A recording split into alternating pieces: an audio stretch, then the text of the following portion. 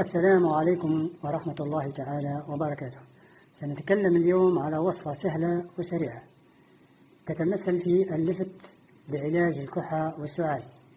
وصفة صحية منزلية مجربة 100%، وتتمحور في الخطوات التالية.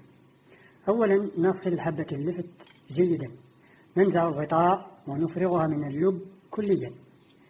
ثانيا، نضع السكر داخل اللفت أو العسل، أحسن العسل الحر، ونضع الغطاء ونضعه في علبة محكمة الغلق في مكان مظلم ليلة كاملة.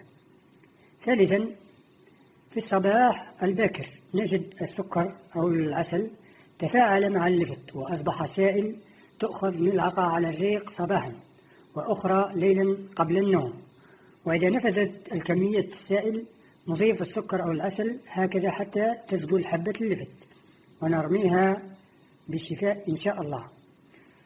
ملاحظة: يمكن إضافة ملعقة زيت الزيتون وفص الثوم مع السكر أو العسل، هذا حسب ذوق الأطفال إذا تقبلوا الطعم. وفي الأخير نرجو منكم الاشتراك في القناة والضغط على الجرس ليصلكم كل ما هو جديد، وبارك الله فيكم.